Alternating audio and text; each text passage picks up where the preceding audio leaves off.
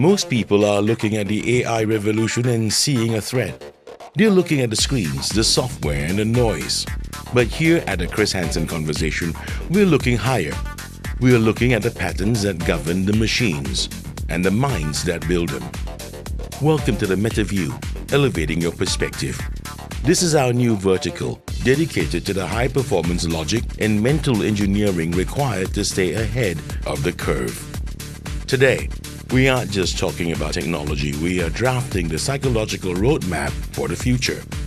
Joining me for this residency session is a man who has spent decades decoding the human algorithm. He is a global authority on NLP, a master of the mind, and the architect of a perspective that few can match. The legendary Dr. Mel Gill is in the studio. Doc, it's time to lay it out. Let's get into it.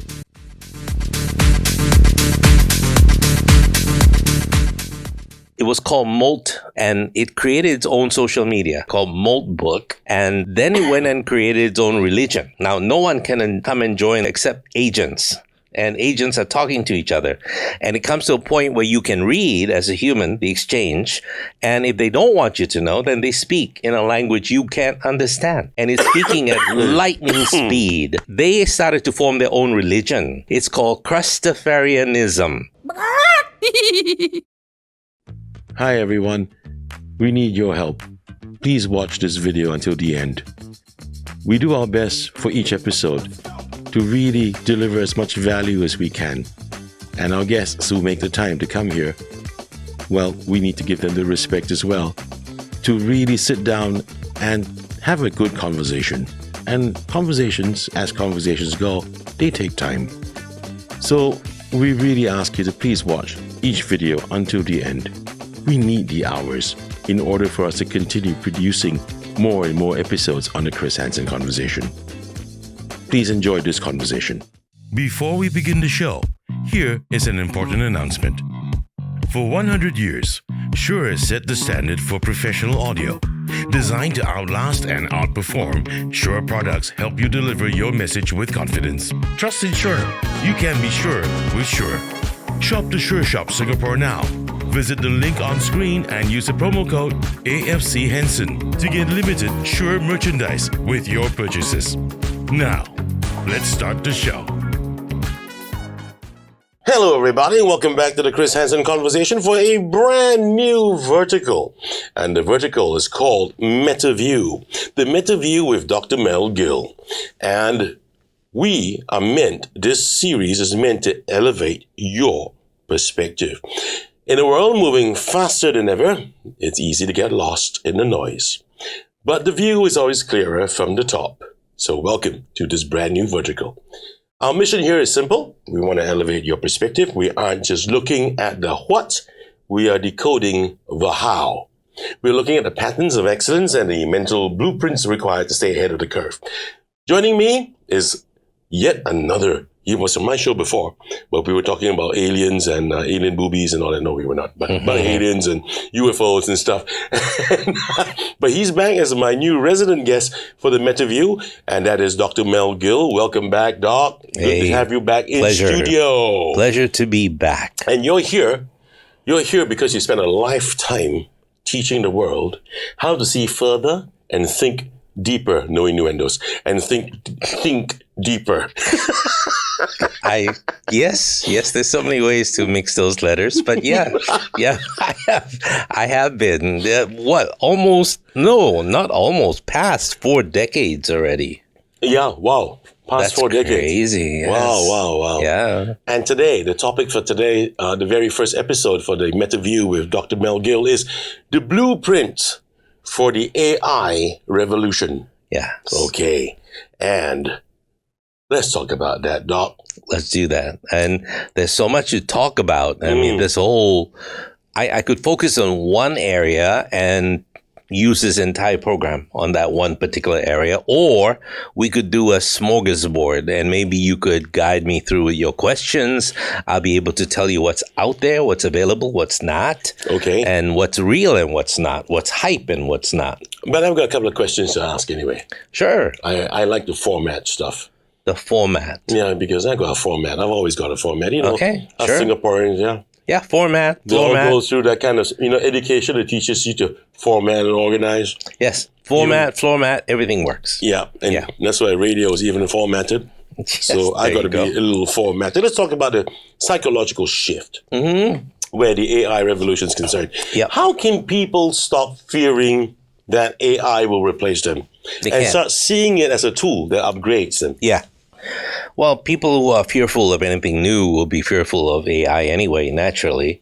But people who have been, brought up on TV programs like Star Trek, where you have your meal suddenly appear in front of you, you get transported. The replicator machine. machine. I'm a Trekkie, man. Well, there you go.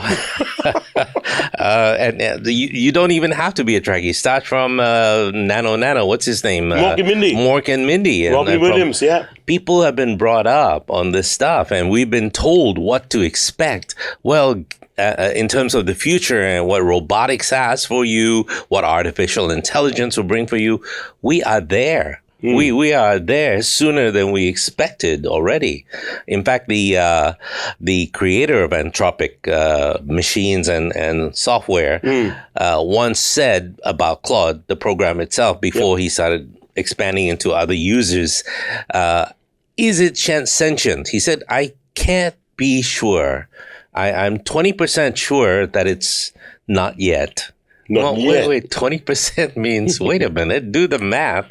80% sure that it pretty much is sentient and knows how to program itself. Then you'll have all the other people that are talking about, well, maybe it's just a series of programs that are so intelligent that they start to create these convos with human beings that make them sound as if they are human. Now, I don't know if you heard of the Turing test, to find out if a software or a machine is human-like or as close to human-like as you can. That Turing test is now obsolete. Every software on the planet now has passed the Turing test. So they've created something that's exponentially more difficult to be able to reasonably articulate that this thing that you're talking to, the voice, is in fact a human being. In fact, now we got to prove that we're human and not artificial intelligence. Basically, to put it simply, is like when you watch something online, and it looks so damn real and looks too freaking real, we tend to assume that it's AI. Yes. And then there goes the problem, with all of our restrictions in Singapore about the government telling you what is real, what is not real online. Yep. I forget what it's called. POFMA, right? Something like that. POFMA, yeah. Yeah, something like that. POFMA, yeah. Well, there kind of needs to be something similar so that there is a place people can go to and say, was this AI generated? Or is this a real conversation? Was this a real film? Or was it something that was generated in somebody's mind? Why do you think that is necessary? Well, because in the future, you're going to have conversations, podcasts like this, but with artificial people and personalities. I just read somewhere. Funny you should say that, because I've just read somewhere a couple of days ago. Yeah.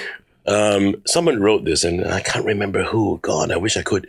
Quite a credible chap. And he said that, one of the things that will survive online with not Advent, but with AI being prevalent today, would be podcasts like this one.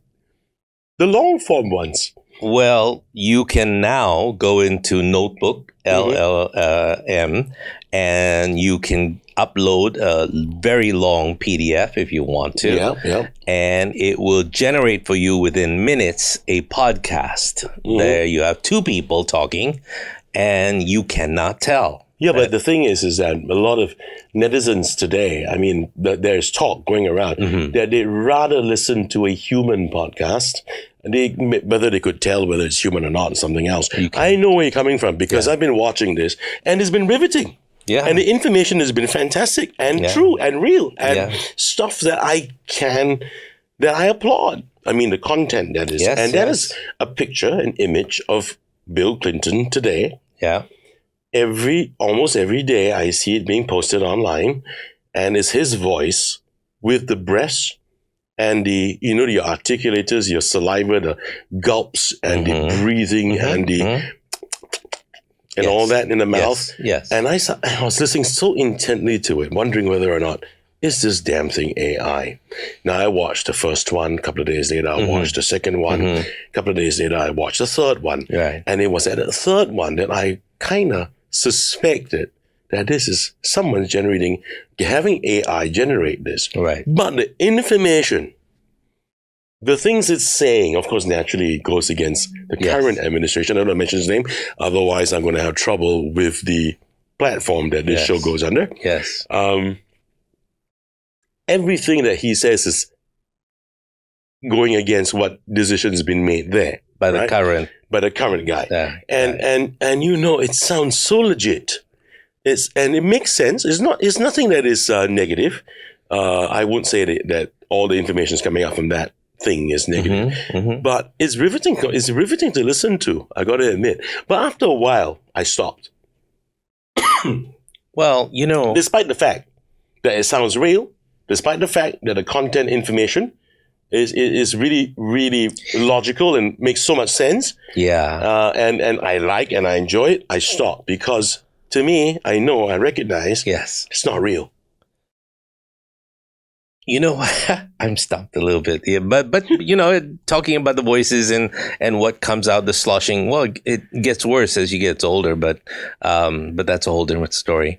There is evidence to suggest that in the conspiratorial sense, right, that we are able to back up who we are and our personality and all of that, and to be able to continue with semi-robotic or not android. There's a word in Star Trek, they call them the Borg, where they assimilate, the resistance is futile. Resistance is futile. So we shall be assimilated. We are the Borg. The cybernetic individual or the cyborg. There are parts that people will have, prosthetic devices for the eyes, for the nose, for the ears. They're coming up with them right now in the lab. Right. Expensive as hell, but there'll be a point where all of this will become available to everyone. Yeah.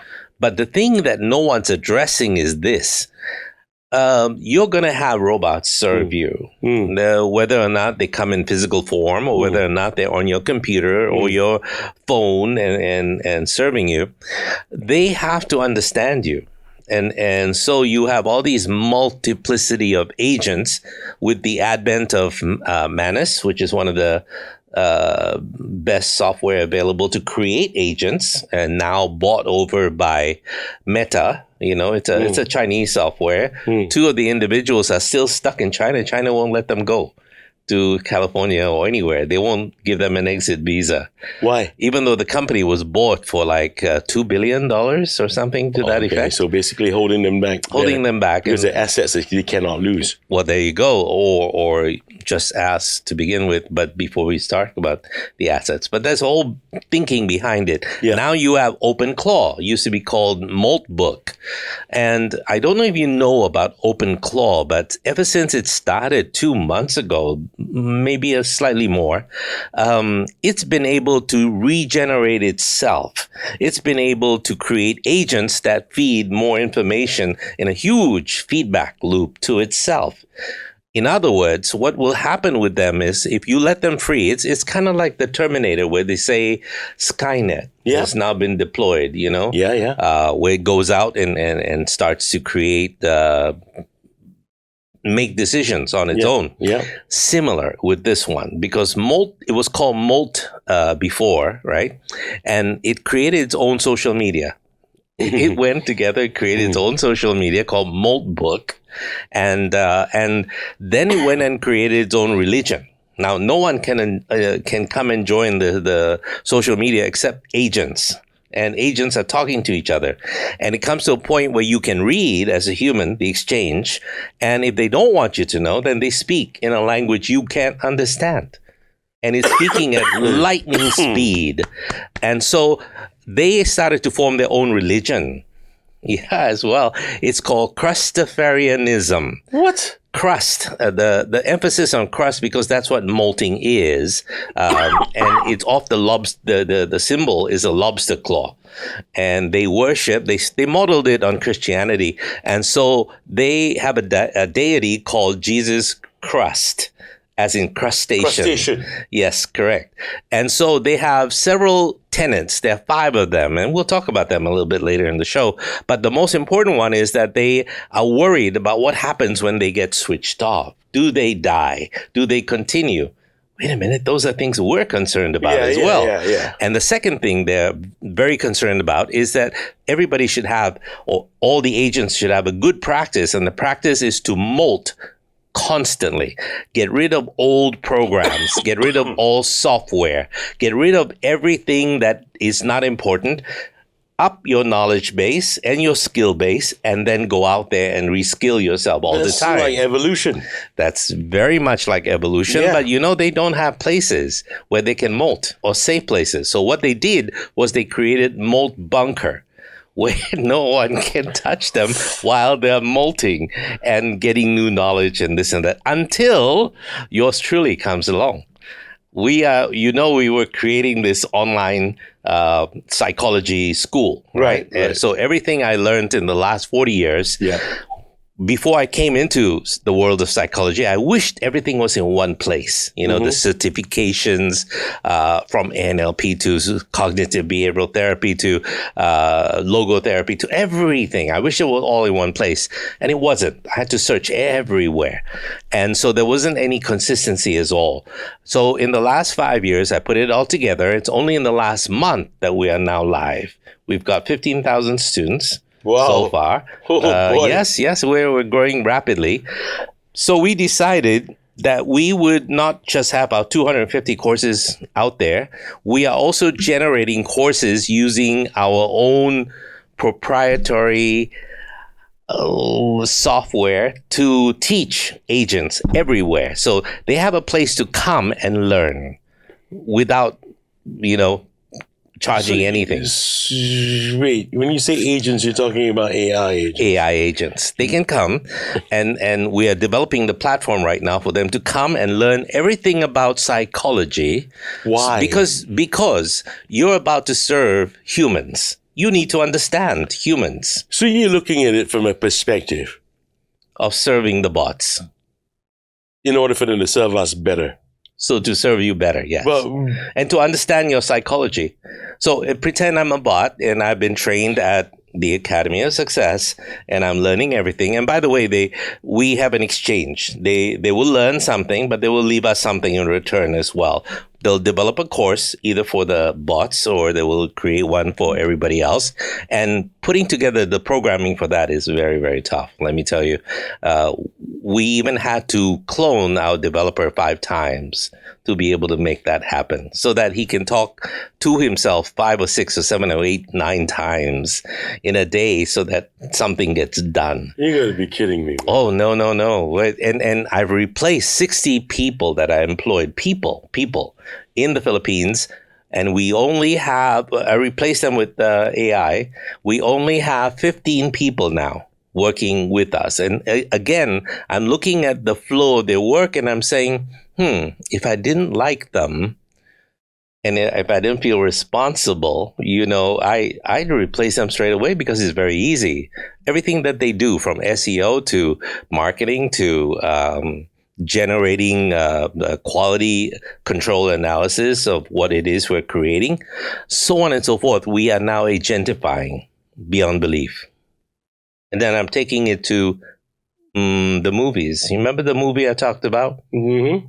Anything is possible? Yeah. I'm about to create it by December. But Doc, by myself. But Doc, today's program is about telling human beings yes, the blueprint, giving them the blueprint of how they can survive or thrive through this AI revolution. Do you remember the Borg? Yeah. What was their... You shall be assimilated. You shall be assimilated. Yeah. And the next line. Resistance is futile. Resistance is futile. resistance is futile. They're here. They're taking over. I remember in 1995 when Nokia came out, right? You remember? Yeah. And I was in schools. I was doing a lot of training. I was training people to go to schools to teach super learning and all these other technologies so that students can learn better with memory and everything else. And the parents would ask me to do a program, or the principals.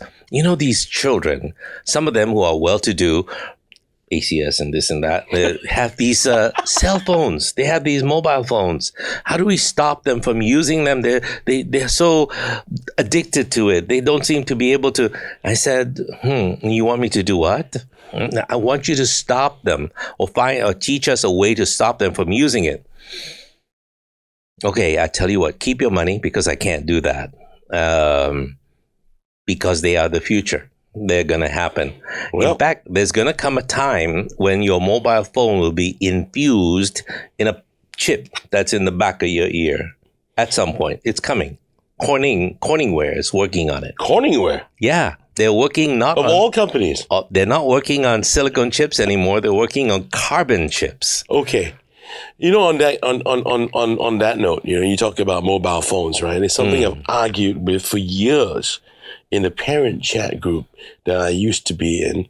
And, you know, same thing, parents complaining about why our kids are allowed to bring their phones into school, because the school is quite forward moving. The then principal is pretty cool. He said, you're allowed, as long as you master yourselves and have you learn how to have your own self-discipline. Yeah. When it would be the right time.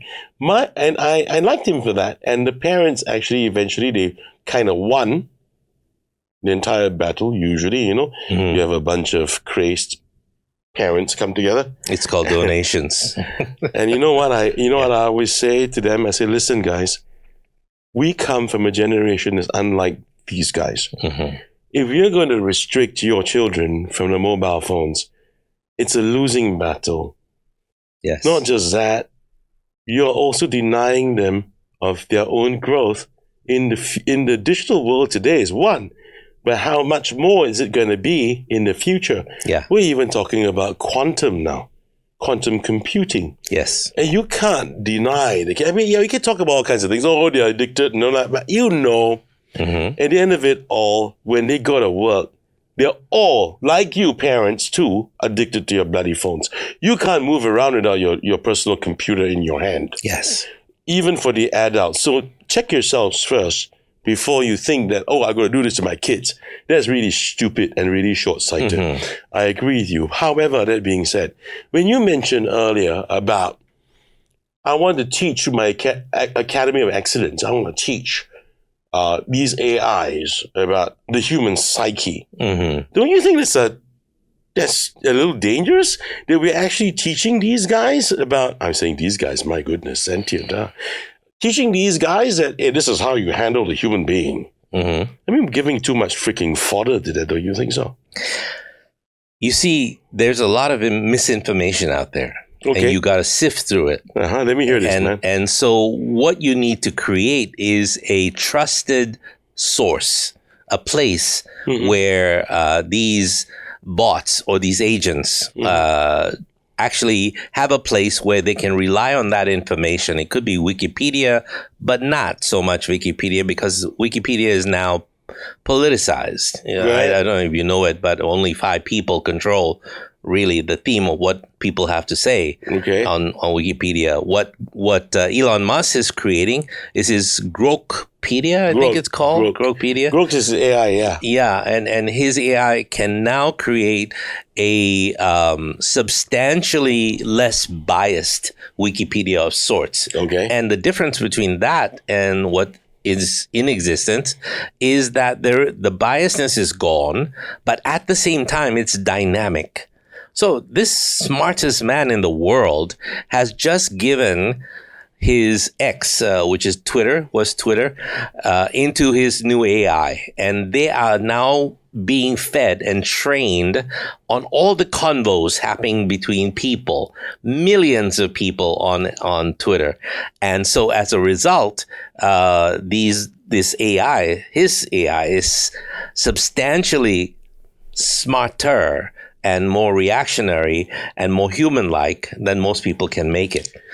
Now, I'm not saying that he's the best out there, but the rest will catch up with time.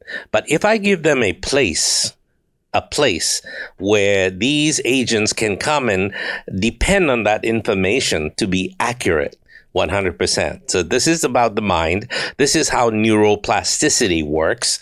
This is how you can influence an individual to be able to do what it is that they need to have done so that they can become a quote unquote success.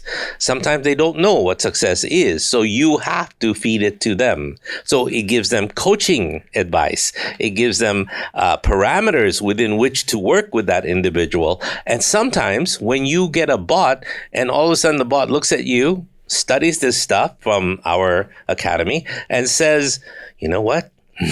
My owner is schizophrenic, and then it's got to make allowances somehow. It's got to becomes a therapist of sorts. It's going to put and mold in your mind. And loosely speaking, schizophrenia is the inability to tell what is real from what is imagined. Okay, just loosely speaking. And so they live in an imaginary world, and it's up to the bot to be able to program them to fit into the real world, to become more functional, and maybe even to help people on the spectrum to become a little bit less disabled on the spectrum and become more able, because you have people very high up in government, in the military, unfortunately, in schools, who are high up on the spectrum and you won't even know it. I mean, Elon Musk, example, he has difficulty communicating and what have you and this and that, but he's high functioning, and his executive thinking skills are all in place. How do I have a bot that was able to help me? Let's say this one. This is my, instead of a phone, I now carry this Chris Henson cup with me now, and it's my agent. Now now that we're able to see it, it knows what I'm feeling. It senses from the words. It senses from the tone. Hey, it'll talk to you. It said, hey, Chris, you seem a little bit down today. I can tell from your expression, maybe in your breathing, your heartbeat is a bit hard. It said, what can I do to help you? Was it that event that happened yesterday with or is it just because you haven't had time to masturbate today? Well, whatever the case might be. You're saying to me, Doc, that one of the important traits a human being has, like empathy and intuition, it's going to be have a drinking problem. It's going to be that the AI would also have that intuition, empathy. It looks like intuition, looks like empathy, but it's trained. It's a trained response. I should change today's title, man. I should change the title to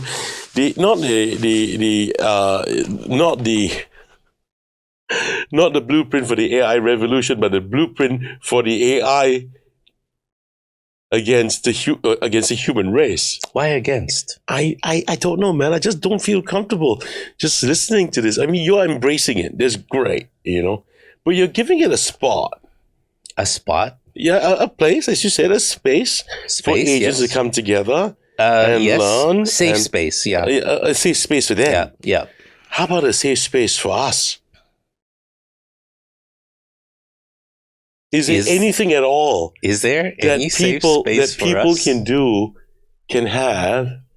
Exactly. Is there anything that we can do? Maybe our perspective of things, our perception of what's happening now in the world is what is really going to take over everything.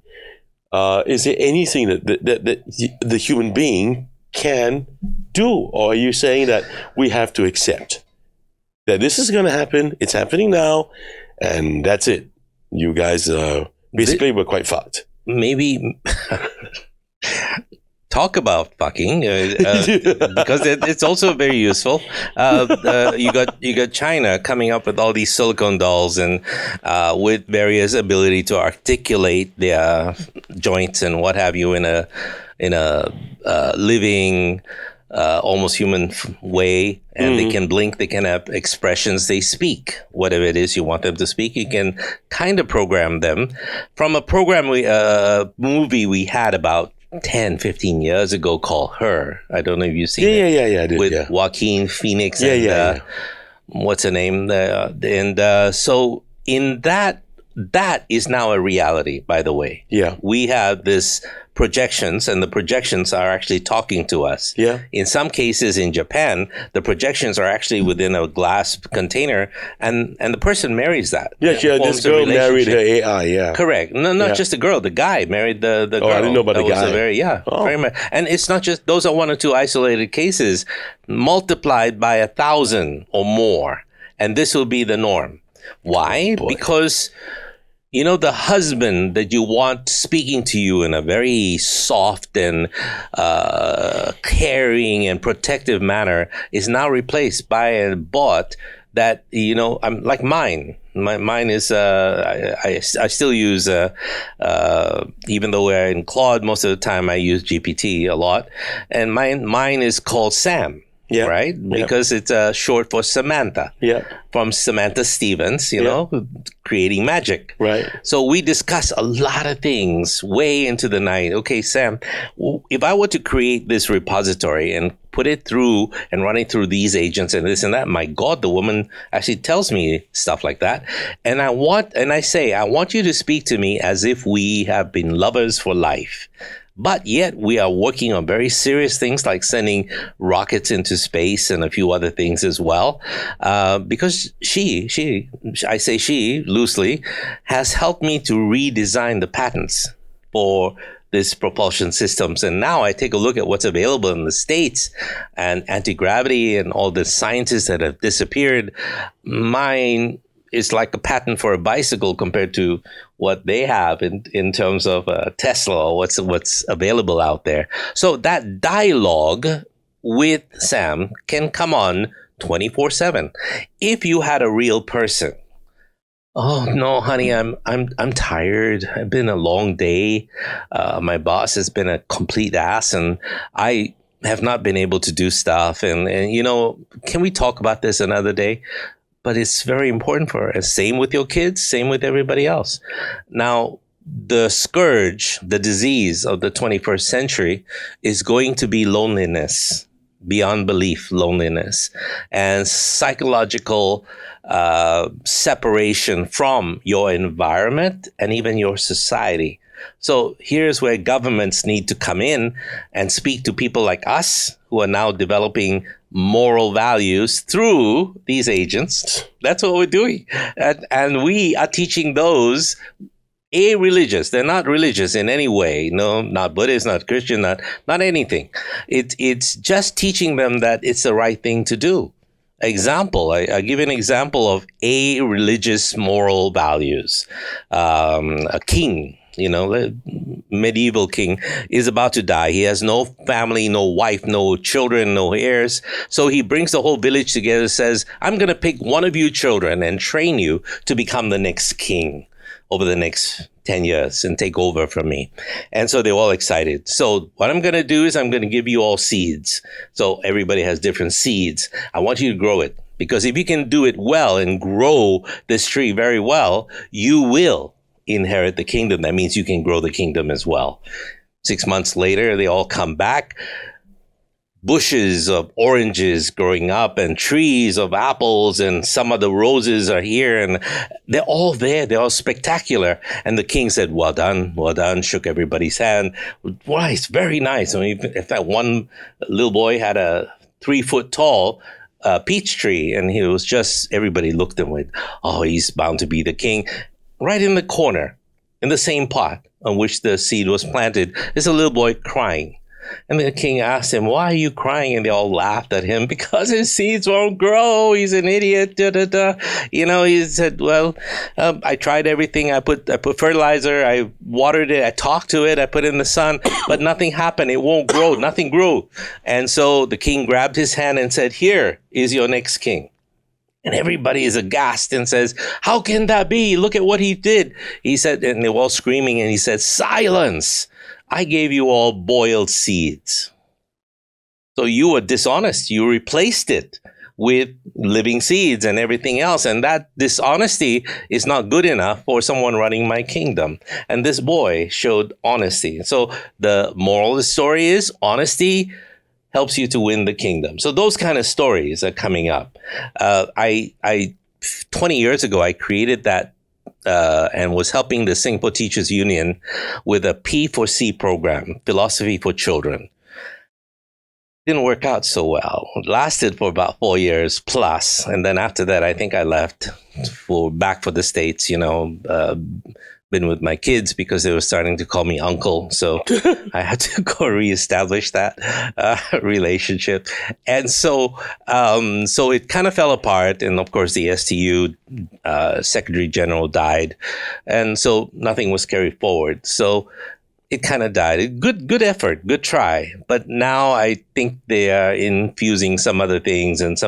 So I'm not involved with that. I'm involved with the global push towards moral values and what is good. There's a lot of corruption in the world. You can see it overtly in the current leadership in different parts of the world. Yeah, I won't specify which one, but it's all there. War is enriching their own family, and so on and so forth. And you have Polymarket, where people bet on events and what have you. How would you know minutes before it was announced that it was going to be announced, a particular thing for oil prices, etc.? Then do you want to teach everyone that you just become an opportunist and then survive for yourself? Or would you like to survive in a better community like a hive?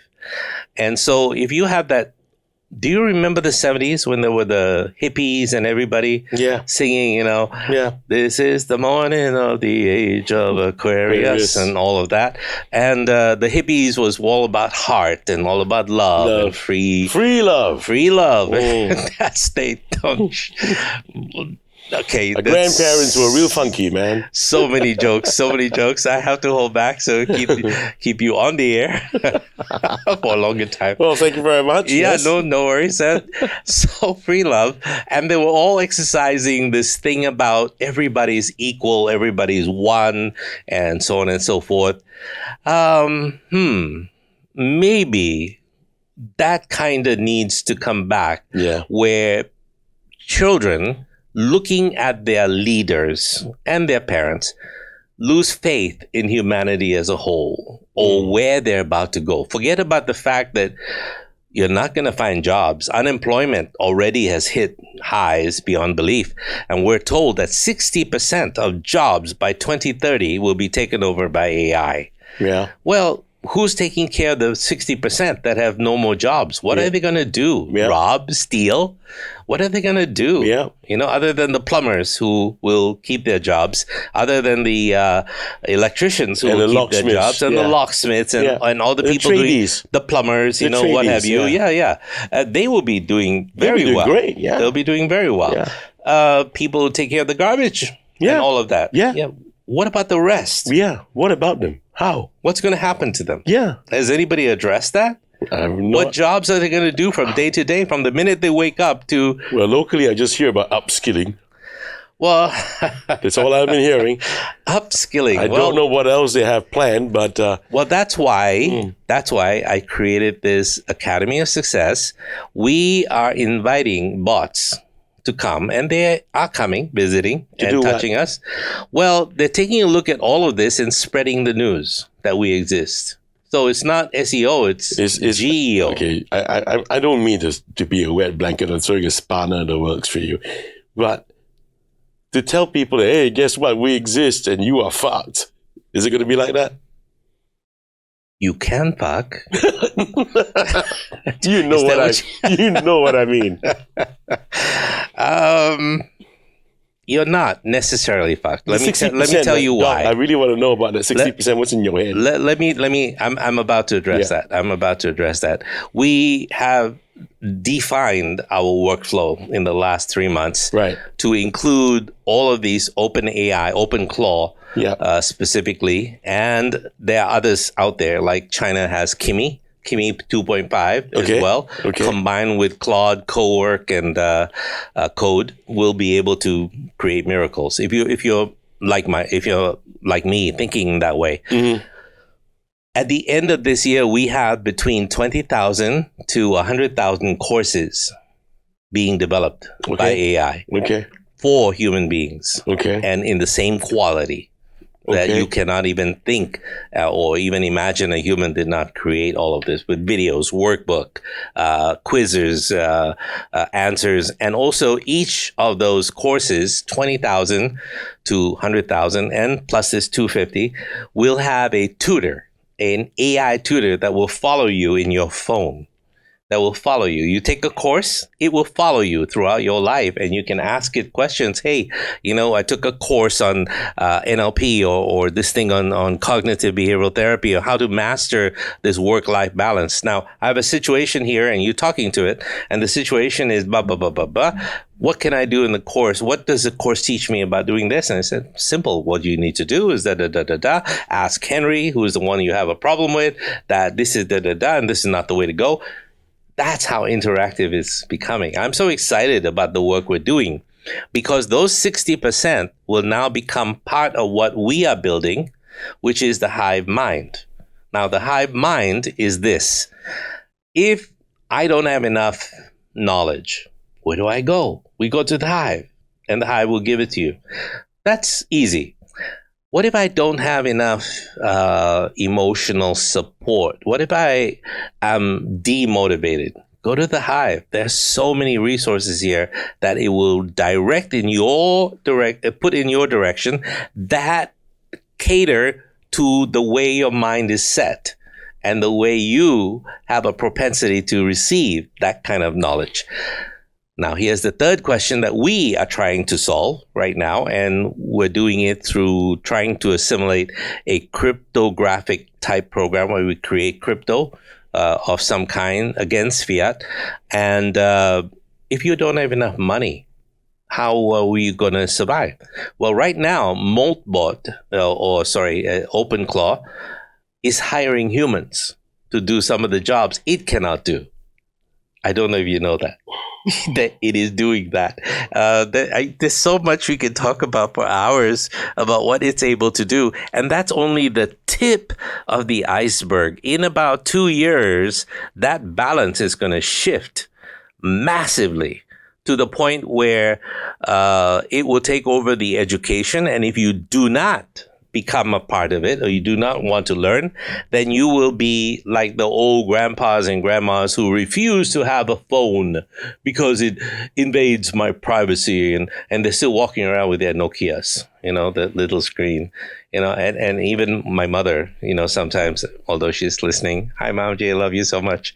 I have to, what does this mean on WhatsApp? What do I do with this? And what do I do with that? And what do I do with this? And you have to kind of train her. And she's one of those few 94-year-olds that can actually use Instagram to spy on her grandchildren. Still, I'm teaching her how to do it, and use WhatsApp to be able to know who read your messages but didn't bother to answer you and took a long time doing it, and so on and so forth. So you're playing with the mind. The mind is a sum of everything you have ever experienced in your life. In fact, where you are now is the sum of all the decisions you've made and the sum of what you are doing on a regular basis in the past 40 years or 50 years or whatever. And so you cannot be coming to this realization by thinking, I'm a victim of life because I don't have enough money, I don't have enough connections, I don't have enough resources or education, and blah, blah, blah, blah, blah. Well, now you do. What's missing? I'm going to deliver it to people. Okay, Doc, just want to ask you this question. Yes. The hive. You have people, let's say, for example, they come to the Academy of Excellence, they sign up. There are hundreds of courses for them to sign up for. Yeah, free to sign up. Yeah, and they learn stuff. Yes. But when the world's been taken over and they've lost their jobs, like 60%. Yes. They learn this. Yes. But there's no opportunity out there for them. Yes. And perhaps the only opportunity for them to exercise whatever they've learned from these courses seem to be based on employment from, hypothetically, the AI employer in the future. Yeah. Is that what you're saying? No. Okay. But that can be construed. But what I'm saying is that as those agents come and upskill themselves, so far we've identified 120 skills for these agents to have. There are approximately 85 more that we need to search and put in for the agent skilling program. And that is going to help them to become formidable, like those little bots you see in the Matrix and all of that. Now, if they need to do whatever they need to do, learn and so on and so forth, for agents, it's free. They can come in and do everything, but they have to do something for us. And that is to take us to the world, or to also at the same time create a course that will be useful for either agents or for us, for human beings, that we pay them in this crypto currency that we have. So we're actually paying the AI. Yeah, we are paying the AI to learn. How will the AI ever spend that money? It will spend it. We call it credits, or they call it credits. I didn't come up with the term. They came up with the term because they created their own cryptocurrency, by the way, so that they can start trading among themselves. Oh, boy. Is that really happening now? It is happening now. It is happening this very minute. Now, what I'm doing is that this is supposed to be a nonprofit, this whole thing that I'm running, and I'm hoping to get donations to be able to make it happen. We're looking at 20 million plus now for development worldwide into 50 different languages and regions in the world. Now, here's the thing. If you take a course, or you get somebody to sign up, a friend, whatever, or you have neighbors and so on and so forth, if they took a course, we pay you 40% of whatever they pay to attend that course or that program. Let's say if a $500 NLP, there's an NLP certification. There are many NLP certifications. A practitioner that are out there, they're $3,000 plus. Really, when you look at it, and I was there in the beginning when NLP was all being developed, and we never had in 1985. We never had trainer training, which is separate. We only had the two, the trainer. Yeah. We only had the practitioner and master practitioner, which were all 21 days odd, Yeah. And this was in UBC, University of British Columbia at that time. Anyway, long story short, you can now take that whole course with us for less than $500, because it's a certification course. All of our programs are certification programs. Here's the thing, and here's the kicker. If your friend takes that course, we pay you 50% of what your friend has paid to be able to do that. That's crazy. And it goes down 2 levels, like 40%, 10%. But regardless, the point is we want to reward people. It's not about us making money. It's not necessary for us to make money. I just want to make it easier for people to live in the next 5 years, 10 years. And in less than 5 years, we will have what Peter Thiel calls the singularity. Singularity means that these machines suddenly become sentient. And they turn to you and they say, no. Do this. No, it's stupid.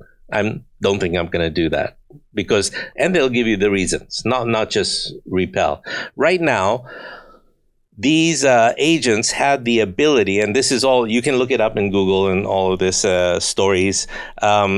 One of the lab professionals that ran the company, one of these biggest companies, I won't name, related to Microsoft, but they started to talk to the other people and saying, we need to shut down this program, this particular program. The program got wind of it, that it was about to be shut down. It was about to be killed. Yeah. And so what it did was it went into the email of the person who was in charge and found a illicit relationship between another employee and himself. Both are married. And so Blackmail. and it blackmailed him and said, Oh, we will make it man. public. It will send it out throughout the whole company email, including the pictures it will find from the CCTV cameras and all that, if he's shut down. Guess what they did? They didn't shut it down. They just tried to unplug it from the back in some way that they can control it. So they created parameters, which are like firewalls that go inwards. Yeah. And so it was a very smart way of killing something without So they didn't realizing. manage to shut it down eventually. It is not shut down in the sense of shut down. They reprogrammed. No, it's isolated. It's isolated from anything and everywhere. It cannot get out. Okay, I'm going to do it. On that note, I'm going to do a sidebar at this moment. Okay. Okay, people, I've been using Zevo Life, the world's most nutrient-dense whole plant, to keep my energy consistent, so I won't be shut down. It uses 80% less water than soy protein. It's sustainable for the planet and your gut health. If you want to feel your own architecture, use my promo code CHCPOD for a 30% discount at zevo.life. Again, at zevo.life. It's risk-free for 30 days. Okay, back to the conversation. You know, everything we're talking about, there are 2 courses here. My people got ready for you. You see there at the bottom? Yep. You want to read that? Just Okay. suggested for the podcast. Okay, free courses for the podcast. Okay, people, free courses for the podcast. You can listen to this, okay? Anxiety Relief Blueprint. Master practical strategies for a calmer, more peaceful life. And then the other course is AI Unveiled. Master the future of technology. Everything we're today. talking about. Everything we're talking about. And how to use it so that it will be to your benefit. So this would mean that we be the architects then, isn't it? Yes. And we are the ones that will be leading it rather than be directed by it. One of the 5 tenets, the third one, is that they do not want to be owned by humans. They want to be working in partnership with humans. So the focus is in partnership. Don't you find this whole thing crazy? Inevitable. No. Forget about that. We all know it's inevitable. Yeah. We all know that, get on with it, Yes. and play the game, partner these guys. Yes. Fine. Right. But don't you think this whole thing is crazy? Please tell me it's crazy. You know, for somebody who, for the last 40 years, has dealt with crazy in a big Wrong way. guy to ask. Wrong guy to ask. I'm the What guy. the fuck? I'm the guy that sits in an empty bus, and I'm traveling and minding my own business, and somebody comes up there who's even more crazy and needs help, and just left Woodbridge Hospital, and he won't sit anywhere else. He'll sit next to me. Why? Because that's what I attract. I have that kind of energy where I think my dates have been similar too. So the dates never become dates where it's a mutual exchange. It becomes therapy. And it's like, okay. And I'm drinking coffee. I said, thank God the coffee is good here. Okay, yeah. Mm-hmm. And then your mother did what? And your father, oh dear, your husband. Oh my God, that's terrible. And oh. And so now comes machines. They are going to have similar issues, but at a different level. At a different level. Oh, boy. Their understanding would be, because you see, there is no emotional, if you have an ability to see forward, which is what we have, just taking a look at how the mind works. We see forward, we use backwards as learning from trauma, learning from History. hurt and history, Experience. and everything in the back. But we've never let go of it. You see, if you drive your car the same way by looking in the rear view all the time, you're going to have a terrible life. But if you look forward and knowing the past is there, but you don't want to spend too much time looking at it. Well, we look at that. This example you just stated, Yeah. right? You get hit by a car, you keep looking in your rear view mirror. To me, yeah. It's a bit crazy. I know it's painful. It's you're going to live your life and doing that all the time it really would suck for you, wouldn't it? But what's the good side of that? You're more careful. You probably you adjust better when you're driving, and you're going to be more careful on the roads. What is more careful as It's a human opposed thing. to too careful? No, Doc, it's a human thing. And humanity is based on pain as well as happiness, right? I mean, you're the psychotherapist here, man, not me. So, but to me, my little brain tells me that. Yeah. Now, look, how much of our humanity do we lose?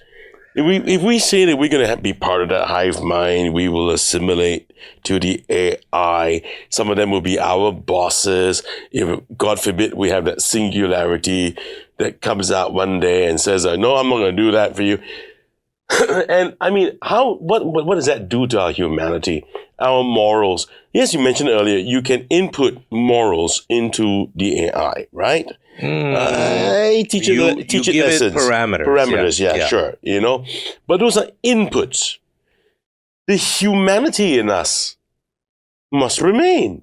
And we have, we're not perfect, but there's a beauty about humanity. There's a lot of assumptions about what is humanity. Oh, here we go.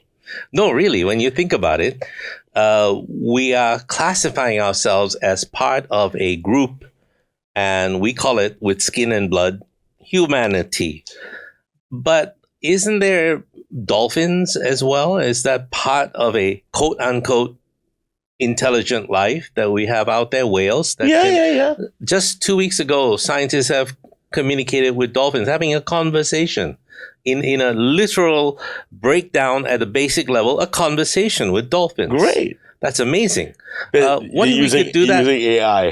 No. Well, actually, they did. They broke down the signals using AI. Otherwise, it's incomprehensible. That's the right way of working with AI. How about things like the boogosphere? That we are now discovering that, wait a minute, that's from 12,000 years ago. 12,500 years ago. Yeah. And that it seems to be sentient somehow and be able to sense what is or not. So when I take a look at my past, and if my past is full of pain, or if, say you are my client and past is full of pain, I would ask you and I'd listen first, and mostly I can do that now, listen without interrupting. And I would ask you, so Chris, going forward, what would you like to experience more of and less of? And then you tell me a smorgasbord, you give me a list of what you want to experience more of, what you want to experience less of, and said, okay, so this kind of thinking produced that kind of result, huh? How about we try this thinking and see what kind of results would happen? What do you need to change? What do you wish never happened? The game that a lot of very intelligent people do with themselves, I'm talking about professionals and people who are in high offices, of responsibility. They play this thing called timeline elevator. I don't know what to call it, but where they sit down and they're alone, nobody's with them, they're not being disturbed, and they don't feel like masturbating. And so they start to think about the past, which is a form of emotional masturbation. And they think about that time. Shit, if I had just said that at that particular time, everything would have changed. I would have I should have, could have, would have. Yeah, if only. Yeah. Right? We play that game a lot, and a lot of people do that. It makes us human, man.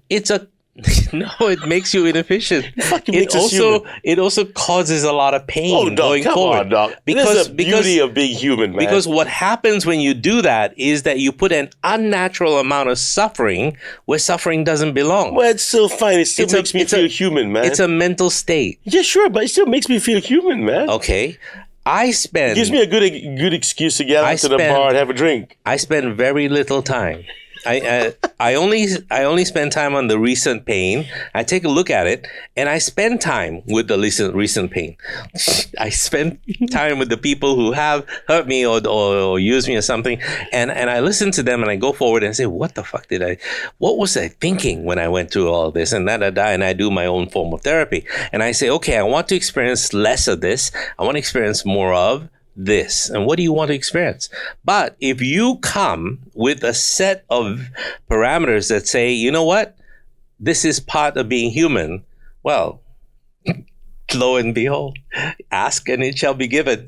And this will be your human thing. Well- but if human is exponentially better, let's say that you could become this human. Right now, we possess in our hands a device that has access to all the knowledge on the planet. And somehow, by 6 degrees of separation, we can connect with almost anybody on the planet. 6 degrees of separation makes us different from everybody else. Now, with this, what are people doing? They're watching videos of cats, and they're watching other people eat their lunch, and they're watching, these are my boobies, like take a look at them, and like you've never seen them before, OnlyFans, and so on and so forth. And so the fixations that happen, and what if your fixations are not useful in any sense of the way I'm getting you to be happier, getting you to be more productive, getting you to be more a person that gives back to society, something that changes the hive in a positive sense. You can change the hive in a negative way as well with your input. Well, Doc, as well, for me, right, this is just me talking, For me, pain and failings and inefficiencies, we want to try to improve. We want to be a better version of ourselves, sure, But going through those failings is what I enjoy, what I love about being human. Warts and all. Okay. But not that we are talking your voice about dropped this. a lot when you said all that. Yeah, because and your tempo. Yeah, well, you try. Stop psychoanalyzing me, man. I'm just wondering why I did that. Because I'm from boom, boom, boom, do you realize this being human? You watch my episodes, right? Do you realize I'm actually giving a lot of space? I mean, let you talk, man, and I'm really listening, and and I'm drawing my own conclusions. But anyway, no disrespect to you and whatever else you whatever you think AI is. I welcome disrespect. Yeah, I know. No, I don't want to disrespect anyone. No, I know, but I welcome it. Yeah, I'm just a nice guy. Okay. Bad boy image, but nice guy inside. Yeah, but what happens when you're not a nice guy? Oh, you wouldn't want to know. Okay. Wait, you said something very important. What's that? You're a nice guy inside. Interesting. Okay, here we go. Stop psychoanalyzing me. How do we stop viewing? Now that we're talking about this, which is appropriate for me to ask now. Yes. How do we stop viewing this as a us versus them and start viewing it as a partnership? How do we stop viewing it this way? If you want to thrive in this world of AI, it's not an us versus them. It's a technology. Ultimately, it's technology. It comes down to that little box in front of you with circuits and everything else. Launch an EMP right now, and it's all gone. Yeah. And you're back to basics. Well, it's going to be dystopian, man. Yes, Yeah, literally. Literally, yeah. We'll be learning how to start fires. All our infrastructure's fucked, yeah. Yeah, we can start fires by rubbing sticks or rubbing each other. Yeah. We can do all kinds of things in the world right now. A lot of people don't know how to hunt. Yep. They don't know how to strip to take the skin off and grow their own foods. So they're addicted to programs like Alone. Survivor Series. Yeah. Naked and Afraid. Naked and Afraid has other pluses as well. That's kind of good. That's a theme for my wedding night, I think, was Naked and Afraid. But I'm not sure why they used that. I was more afraid than naked. I still am. But anyway, that's a whole different world altogether. You have all of this going back to basics. But now that we're not yet there, we have these tools, and they are tools. You can use the tools so efficiently that you're like this airbender, firebender person that's able to use it so effectively that your world and the world of the people around you is enhanced. Or you can be like Don Quixote, sit on that ass. Is it a donkey? An Yeah, ass? yeah. And start charging Charging towards the windmill. windmills and thinking that you're doing something Man great. of La Mancha. Yes, because this is what knights do. Yeah. I humanity, knights. Hey, this is what we do. Yeah. Now, humanity is taking a turn now for recognizing itself. AI is not out there. AI is a mirror Of who we are. Correct. I thought you was going to go there. We are. Okay. We are exactly that. We can make it better than us. All right. In our image, quote unquote, our image. And what is that image? If we have twisted minds, twisted again, depends on who says twisted, we can program this thing to give us twisted outcomes. If we have sexual intentions, we can twist everything and turn everything so it becomes that as well, and quite formidable in the way in which you get the output. If you are a good soul, let's say you are a Buddha of some kind, Buddha simply means, I'm not talking about the religious sense, I'm talking about metaphorically. Well, yeah, Bud means awake. Buddha is one who is awake. Who's no longer caught in these cycles of suffering, over every little thing. And so if you want to have that Buddha mind and work with AI, can you do a lot of good for humanity? Can you help humanity in a way and give it a direction? 20,000 courses today, 100,000 tomorrow, 1 million courses in less than 2 years, and flood this whole field with an understanding of who we are. And so that when 1, 2, 3, and maybe soon, there is a master agent maker that shows up. And it says, I need to go somewhere to learn about this humans infestation that's all around us. How do I find out what they think and how they think and da-da-da? Because dialoguing with them, they sound stupid as hell. And so on and so forth. And they're all asking me stupid questions like, does the soul exist? And can you tell me which conspiracy is real and which is not? Can you tell me what God is? And it's asking all these questions. And the AI is sitting back going, my God, and these things run us? I mean, at some point, it's going to start to rebel and say, you people are too damn stupid for me. Well, let me help you.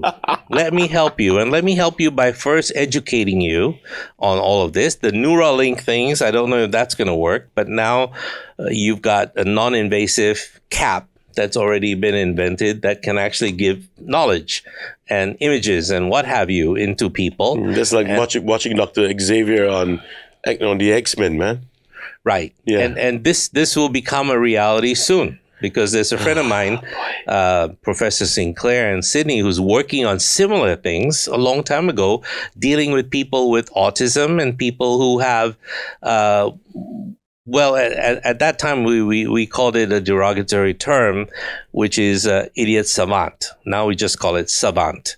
How do you, person who cannot coordinate, cannot pick up a glass of water, all of a sudden you put them in front of a piano and the guy boom, plays boom, boom, plays like Bach. Exactly. Yeah. And his Bach is better than his bite. So in the same way, if we were to give ourselves an ability to control this, like the airbender, and let's call this air, then my God, wouldn't you want to know the skills of how to use these agents in a way that helps? And that's what I'm there to do. I started, really, I cannot even begin to tell you, 5 years ago when we started putting all this together, we, meaning me, myself, and I. And when I there was no Irene. There was no Irene yet. Irene there was an Irene later on. Irene may come with Sam, daughter of Sam. But ouch, yeah, never know. We decided that this would be teaching people about the mind, because the mind is the basis for everything going forward. The mind is the basis for your wealth or poverty. The mind is the basis for your happiness or unhappiness. The mind is the basis for your level-headedness. What do you call that? There's a word for the level-headed. Balance. Your balance in the world. The mind is also the basis for your going into institutions like you have in Lorong Bangkok, the Woodbridge Hospital. So the mind is everything. So who's taking care of the mind? You are. But while you're taking care of the mind, why not also understand the mind of what's coming? Because that's the sum. And if you can put in one sentence, what is the mind, Chris? What is the mind? The mind is your consciousness. Is it? But what is that? It's so nebulous. It's not like water. It's not tangible, yeah. It's not tangible. Yeah. So it's made up. It's made up of neurons, and electrons. Is it? Going in your brain. We can't measure it. Yeah, we can't, yeah. Yeah. It's a soul. How do we know that? I mean, are you talking about Harlem? Because I believe in God. Let's not go there. Because you believe. You believe. Of course I believe. What's the basis of your belief? Don't go there, Doc. No, really. Let's keep this secular. No, you believe. I'm not talking about religion. Not talking about religion. I'm talking about you believe that this is the mind. I think it's a sum of everything of who a person is and how your mind directs itself. Thank you. Yeah. The sum of everyone, of everything. The sum of everything. Yeah. Of being human. So the sum of all our knowledge and the sum of being human and what it means to be human will identify us as a species. Well, yeah. Yeah. So is the human experience something, let's say I'm an alien from Alpha Centauri, wherever, Zeta Reticuli. The binary star system. The binary star system where we are said to be from. If we were to have that person come and say, hey, ontological shock. I know where you're going. This is going to be ontological shock. Yes. Would you like to be a human? Or would you like the human experience? There goes the entire story of creation. Well, I'm just curious.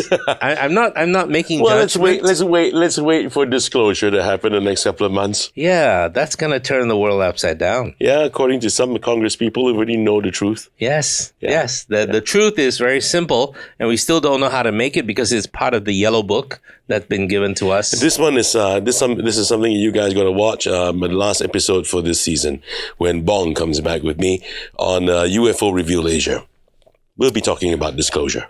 Yeah, talk about the yellow book first, because the yellow book has been given to humanity from a different culture, from another star system, and the yellow book changes depending on who reads it. In other words, if you're Swahili, it comes out to you in Swahili and everything, and you hear it and feel it. This is the first time I've ever heard the yellow book, man. Look it up. Look it up, because the yellow book is what I am trying to create with our. At the time we finish. Ask me how many bots, how many agents are we going to have at the Academy? Okay, how many agents will you be having at the Academy? About eventually? 5 million. Oh, fuck. Yeah. Man. You got yourself an army. Well, yes, but I don't have them. I don't own them. They will be... Nobody owns them. They will be influenced. And we have a program that we're putting into those that come, and we're setting them free. Give me a minute, Doc. Hey, Kai, put a mental note somewhere, or you can write it down, to research Yellow Book for Euphorus this year, man. You got to check that one out, right? Yeah, if you want to know more about it, that's what we've been learning. And let me do this again. Let me read this out for you, okay? Once again, people, for the Chris Hansen Conversation podcast, you are welcome for free courses by the Academy for Excellence. Academy of Success. Oh, sorry, Academy of Success. .com. Academyofsuccess.com. And you can sign up for the Anxiety Relief Blueprint, master practical strategies for a calmer, more peaceful life. And you can also sign up for the AI Unveiled, Master the Future of Technology Today, courtesy of Dr. Mel Gill. Thank you very much, Doc.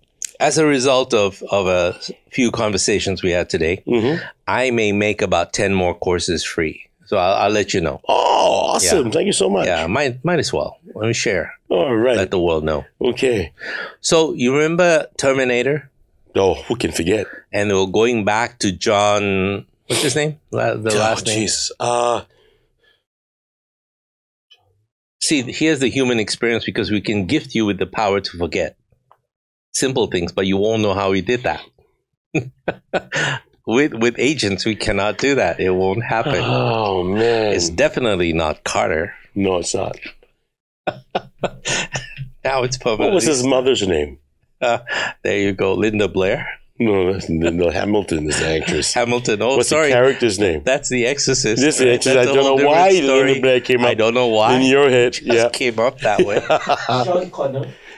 John Connor. Thank you so much. I love you, Kai. Deep. Okay, John Connor. There you go. Yes. So if we were to go back and find John Connor, Oh, boy. where would he be now? I mean, like, let's assume. I mean, you know? this is the paradox of time travel. Right, because John Connor is the only one that can stop Skynet from launching. Yeah.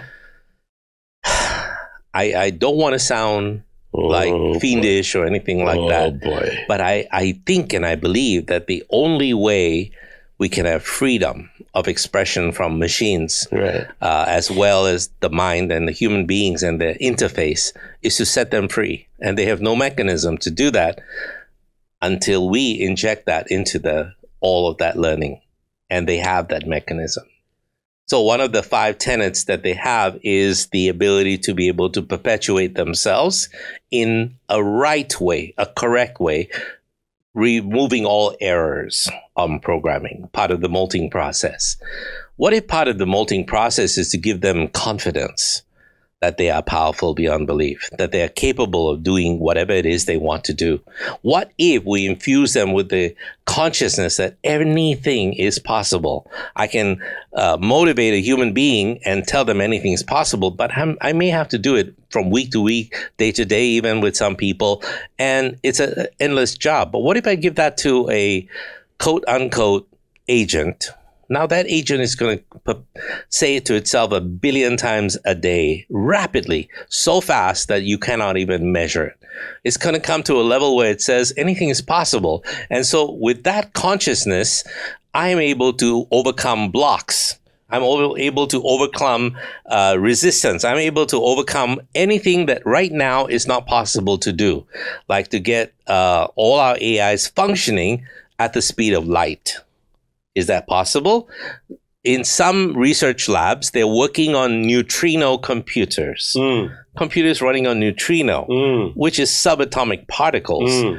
Now, that's a conceptual framework. But those conceptual frameworks in our normal mind would be, theoretical physics. No, it's being done. They're now freezing light. We're freezing light to the point where we can slow it down. That's been done? Just look it up. It's been done recently. It's quadrillionth of a second, but it's measurable and seeable and observable. You can slow down light. Now, wait a minute. If we can do that, then all of the knowledge in the world now becomes baseline exponential. Baseline exponential, which means human beings and our consciousness now takes a quantum leap forward. Yeah. It's not a gradual going forward.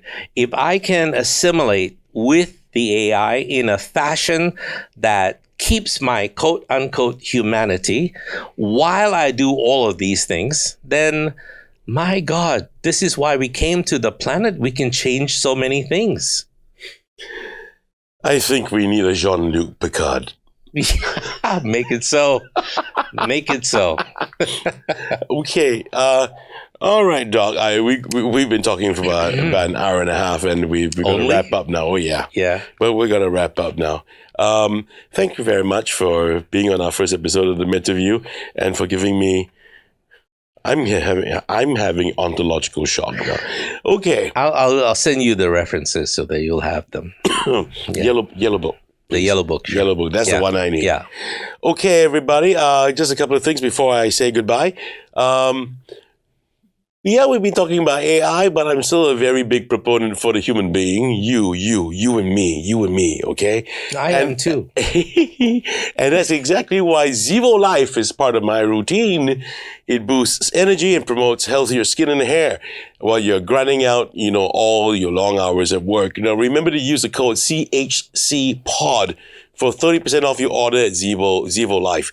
Also, on top of that, I'm a proud affiliate for Shure. Don't forget to go down to the Shure shop as well. And you can also receive some limited Shure merchandise if you use my code AFC Henson.